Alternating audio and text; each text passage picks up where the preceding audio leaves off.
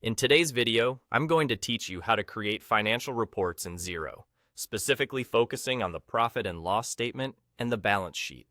Whether you're an entrepreneur, an accountant, or just someone managing your own finances, understanding how to generate these reports is crucial. So, let's dive in and explore the process step by step. First up, when you're logged into Xero, direct your attention to the top navigation bar. This is where all the magic begins. Here, you'll see an option labeled Reporting. Go ahead and click on it. This will open up a plethora of options and features that Xero has to offer. In this section, we have access to all the different types of reports that Xero can generate, each serving its own unique purpose. Once you've clicked Reporting, you'll want to select All Reports. This action will take you to a comprehensive list of report types available within Xero. This list is categorized and sometimes can be a bit overwhelming, but don't worry, we're focusing on the financial statements today. So, in this financial statements section, you will easily spot two key reports that we're interested in: profit and loss and the balance sheet.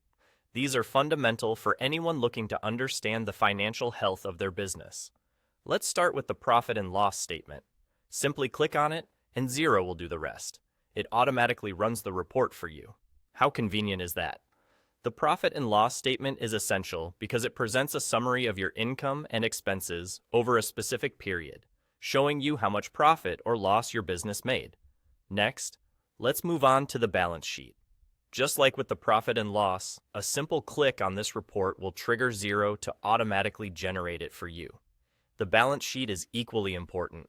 It provides a snapshot of your business's financial condition at a specific moment in time, detailing your assets, liabilities, and equity.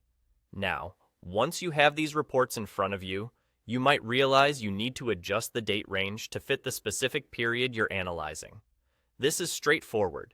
At the top of the report screen, you'll see options to set the date ranges. Select the dates that are relevant to your analysis, and then simply click Update. This will refresh the report to reflect the time frame you've chosen, ensuring that the data is accurate and relevant for your needs. And there you have it. By following these simple steps, you've successfully created both a profit and loss statement and a balance sheet in Xero.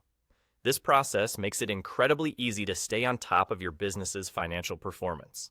Thank you for watching and happy reporting.